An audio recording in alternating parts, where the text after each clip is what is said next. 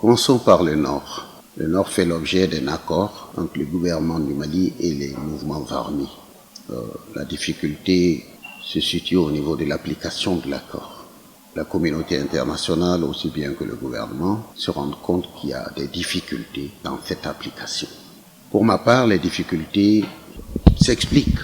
Vous savez, lorsque vous lisez l'accord, elle est d'une facture de juristes internationalistes. C'est vrai. Et donc, l'accord a été rédigé entre le Mali et les mouvements armés par des partenaires de la communauté internationale, sous leur facture, sous leur rédaction. Mais ce n'est pas là un problème. Et quand l'accord est venu, lorsque le gouvernement du Mali l'a signé, il devrait se l'approprier. La difficulté du gouvernement du Mali tient en une phrase. C'est que dans l'accord, il y a beaucoup de mécanismes d'application et le gouvernement du Mali n'a pas su les répertorier et les mettre en œuvre. Je prends un exemple très simple, très simple. Lorsque vous parlez de désarmement, démobilisation et réinsertion, le désarmement est un concept militaire. La démobilisation est par contre un concept différent. Il faudra donc mettre en œuvre un autre mécanisme pour que ce concept puisse être appliqué. La réinsertion est un autre mécanisme. Donc vous avez, à travers des mots très simples, plusieurs mécanismes qui doivent être appliqués. Et lorsque ces mécanismes n'ont pas été répertoriés, identifiés et mis en œuvre, en ce moment-là, il est difficile de réussir l'application de l'accord. Ça, c'est un aspect. Le deuxième aspect qui me paraît le plus important, lorsqu'on parle d'accord de paix, la paix n'est pas un concept institutionnel et administratif. La paix est un concept culturel et sociologique. Ça veut dire que pour qu'on s'approprie le mécanisme administratif et institutionnel de la paix, il fallait ouvrir un dialogue social fondé sur les réalités culturelles et les réalités sociologiques. Vous savez, dans un conflit aussi vaste, un conflit aussi important, on a besoin de recourir aux mécanismes sociaux du dialogue. Dans chacune de nos régions, vous avez parfois des personnes, des familles, qui à cause de leur origine, de leur importance sociologique, de leur importance sur le plan spirituel, ont la conscience de tout le monde. Ces familles, ces hommes ont bénéficié de la conscience de tout le monde. Lorsqu'il y a des difficultés au sein des communautés, on a recours à ces familles. On leur demande de se mettre en avant, d'appeler les belligérants, d'appeler les gens en conflit et d'initier un dialogue porteur de paix.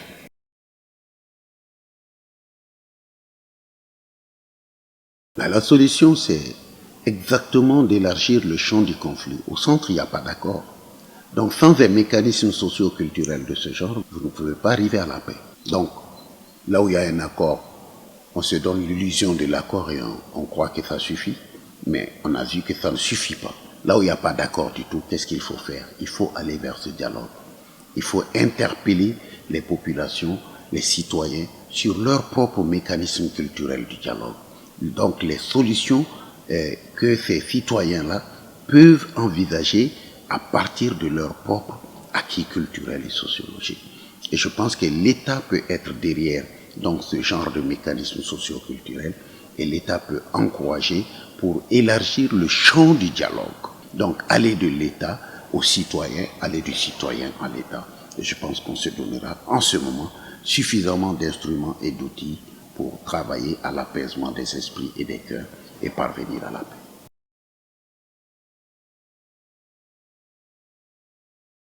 Les hommes politiques maliens vous diront que sans le développement agricole, il n'y aurait pas de développement au Mali. Ils ont raison puisque 65 à 70% des Maliens vivent dans la ruralité, l'agriculture, l'élevage, la pêche. Et on ne peut pas développer une économie décrochée de ce monde-là.